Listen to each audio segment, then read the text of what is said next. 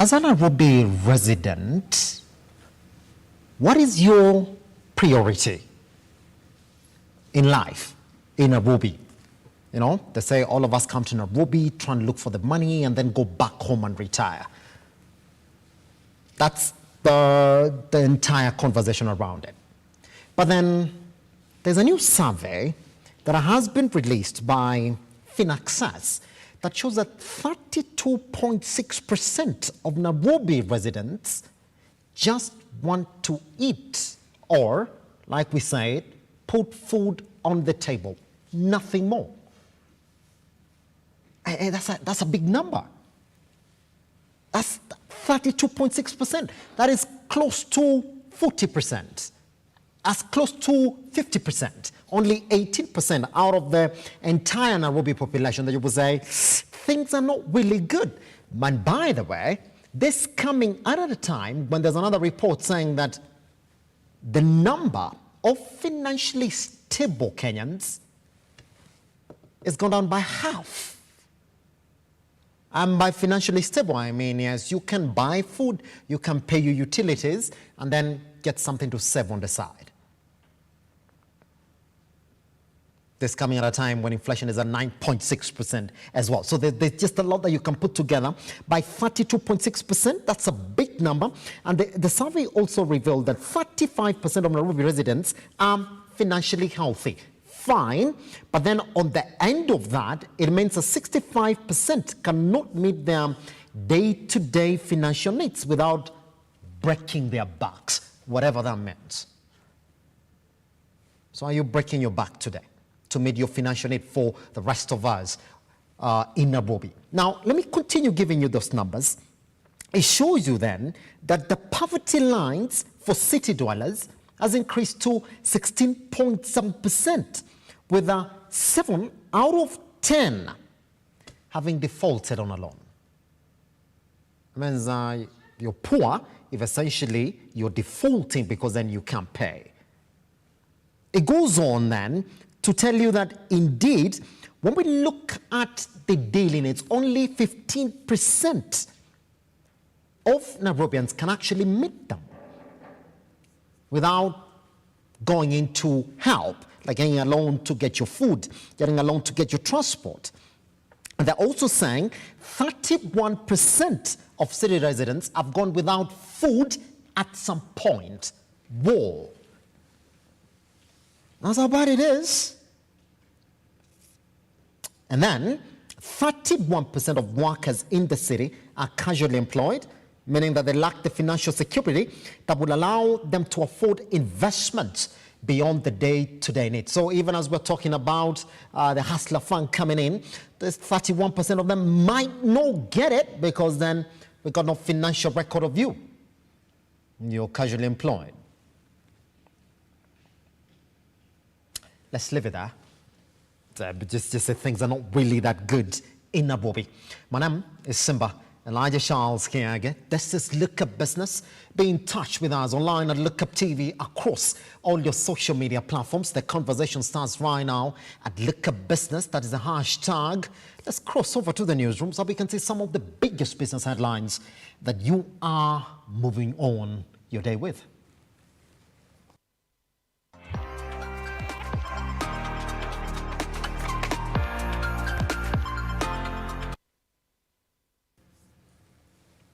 Welcome back. Safaricom's Ethiopia's venture seems to be gaining momentum after the official launch of the operations this year, after the telco announced that they have moved beyond the 1 millionth subscriber. The telco revealed last week, while announcing their half-year results, that they had already acquired 740,000 subscribers by the end of October, generating 98.3 million shillings in revenue for the market in the first month of operations.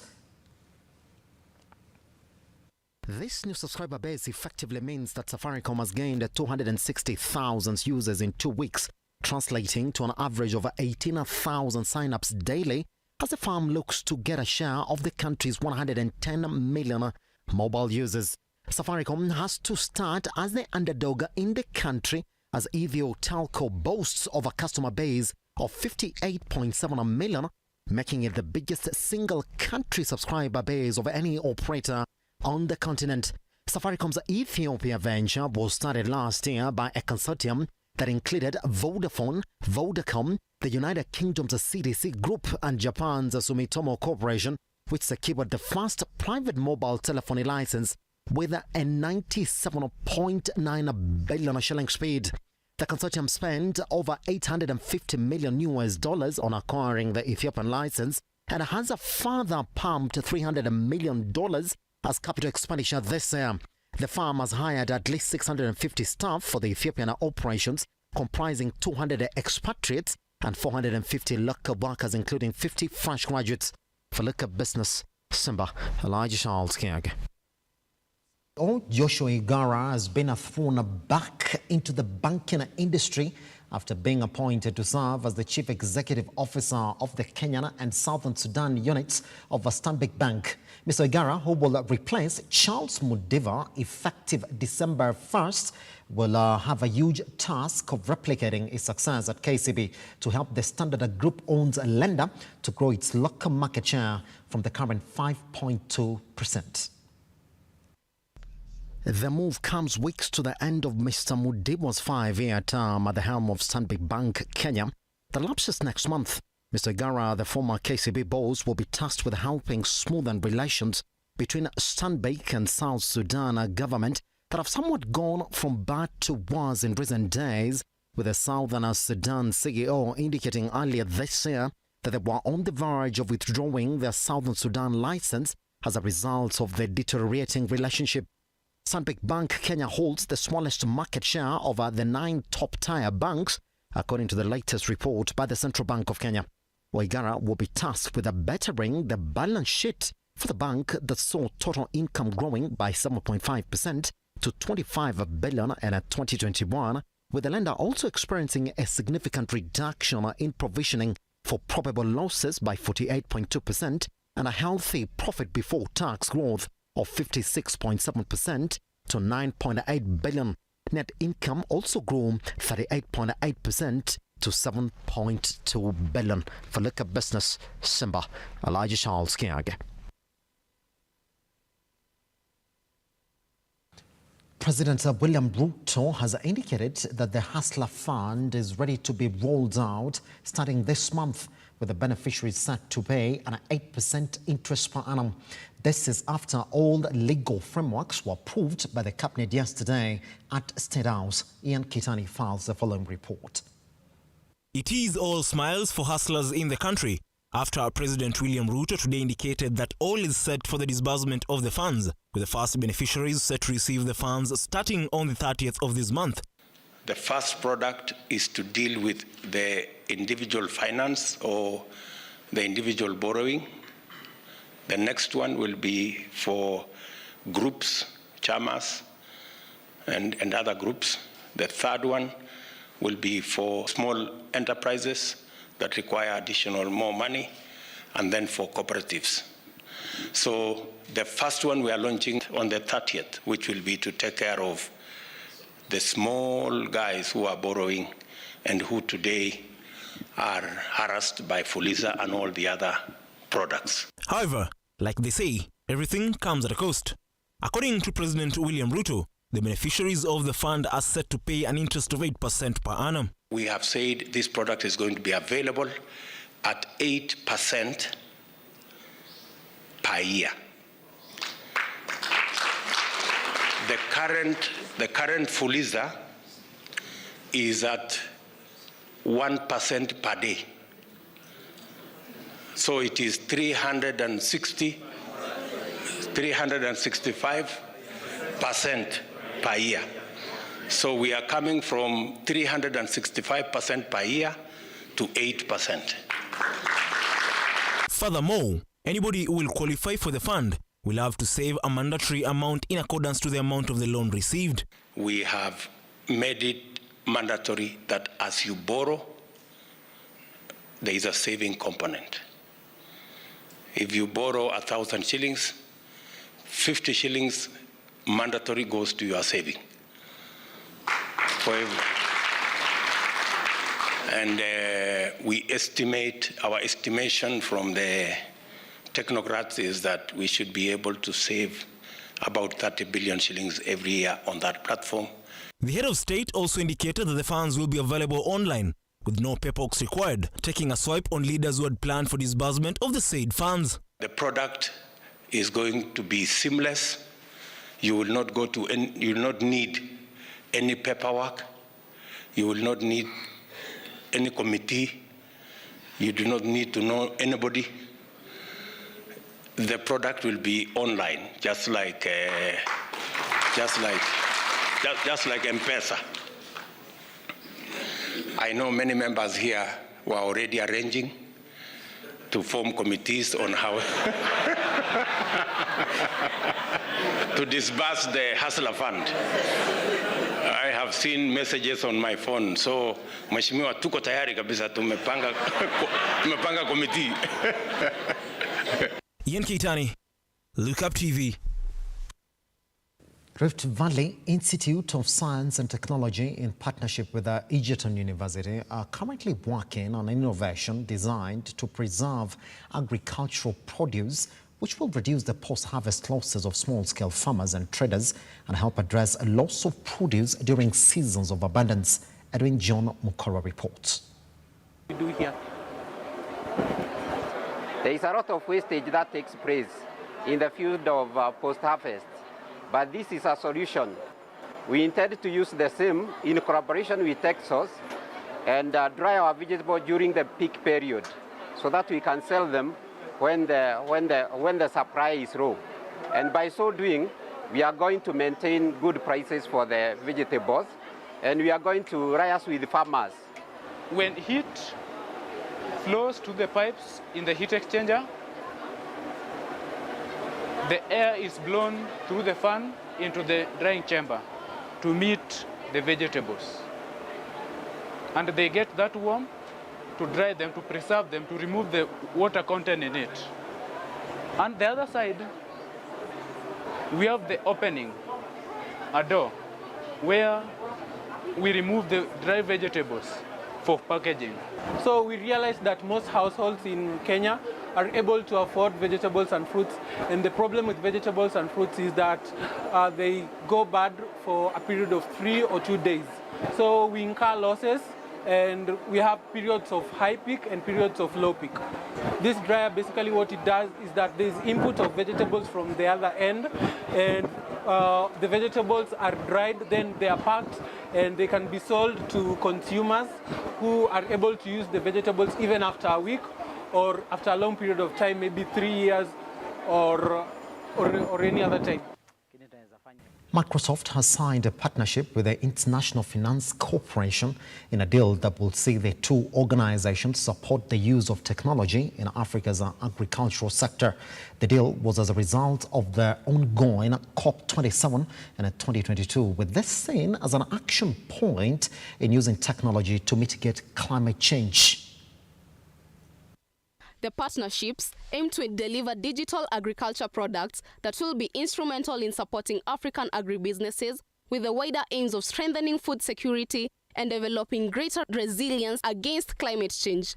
Through their partnerships, digital tools such as Microsoft AgBot and community training applications will be integrated with IFC's Agribusiness Leadership Program to release the synergy in operations. Microsoft will oversee the delivery of the project through its Africa Transformation Office, ATOM. This coming at a time when the continent has emerged as the most affected by food crises, according to 63% of population in need of help by the end of last year as a result of food insecurity, with experts predicting the situation to get worse. With acute food insecurity now affecting more than 155 million people across the 55 countries in the continent, the projects hope it will be part of the long-term solution to this pandemic problem that has sent developing economies to the drawing board, Kenya included, as it struggles with the current drought crisis. For Lookup Business, Sandrine Mwenda.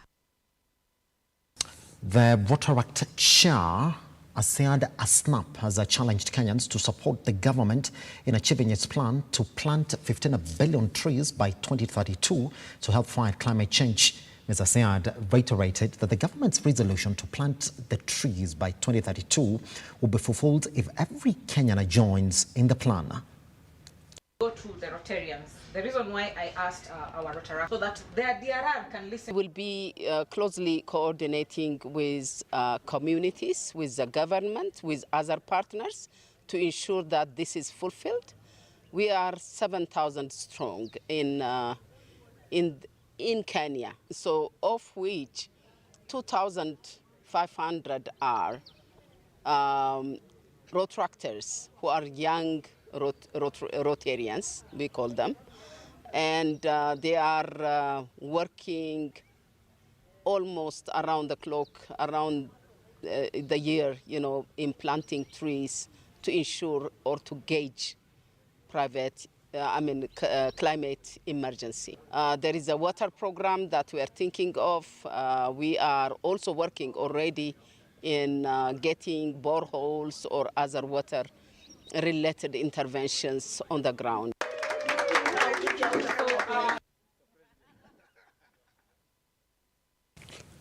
Well, on that note, let's take a look at exactly how the markets are opened this morning.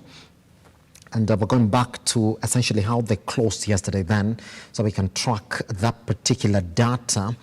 We can tell you exactly who are the big boys in terms of volume and the ones who've gained and lost as the markets open today. All right, let's quickly take a look at that before we take a tiny break right here on Lookup Business. And I want to start with the biggest gainers from yesterday's trading. And we're going to look at if indeed we have new entrants in that particular list. Let's take that snapshot right now so we can get to talk about it. I can see Uchumi is already among the big gainers this morning at 28 cents. By the way, you can get it at just 0.28 of a cent. What can you buy with 28 cents currently in the Kenyan economy? Nothing? Something? All right. Now, not a big surprise on that, but you can see that even when they jump by just 28 to 28 cents, and you can actually see then that's an indicator that we didn't have a big movement in trading yesterday, because if Uchumi is the one that is the biggest gainer by just 28 cents, and you will see exactly what it is. We don't have Scan Group Limited, again, not much of a surprise. The one there the day before yesterday. We do have East African Cables Limited at a shilling now. Representing 6.38%, but NCB and KCB then would come in at 39 and 32. Even as we talk about that, you will say that KCB and NCBA aren't exactly where they should be, because then you will be talking about 40-something and for KCB, and the bigger drop for NCBA will be around 30. We've been seeing them oscillating between 30 and 32 as well. All right, let's move into the next indicator, and that is the biggest closers. Let's try and see whether there are bigger surprises in that list from yesterday's trading. And indeed, we don't have Britam. No, by the way, not so much of a change, because we do have Britam, which we did have as well yesterday on this one as well. I'm just looking for what we did have yesterday. We do have Samia as well, so not so much of a change. By the way, Britam right now, you get that share at 5 shillings and 36 cents, and we've seen them going up to like 6 point something. So that's why we do have them coming back at 7.59%. And Samir at 2 shillings and 60 cents. That is a negative 3.7%. Those are the surprises, really.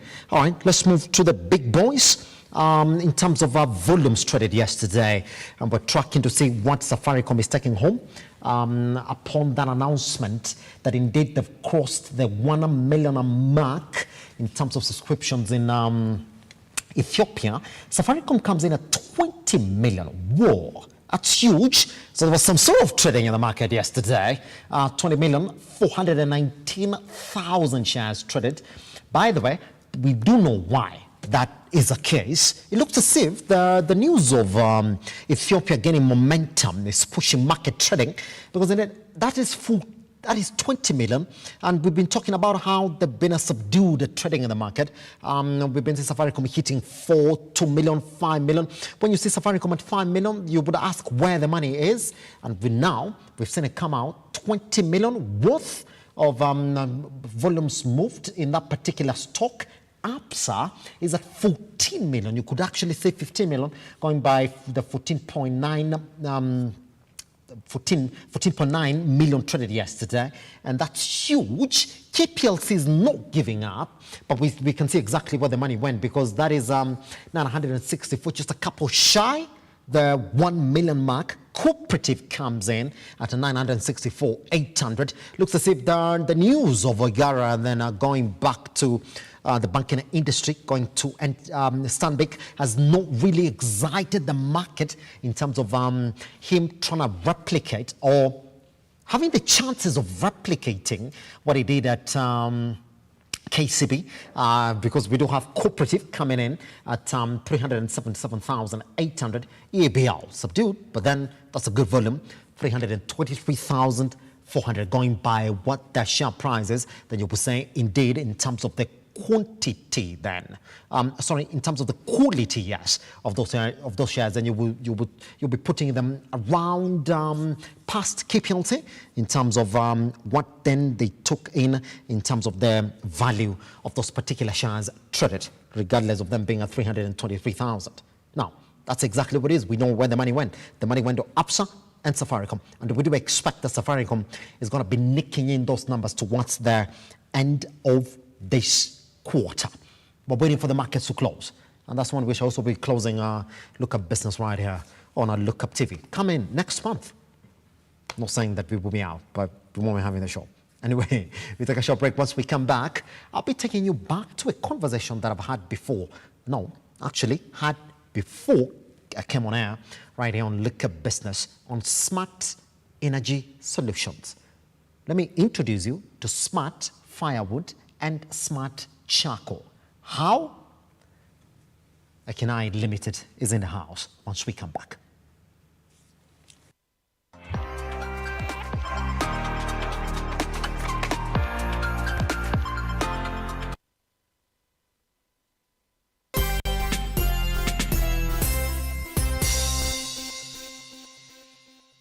Hiso Properties Limited bado tunakutangazia Lanet Oasis na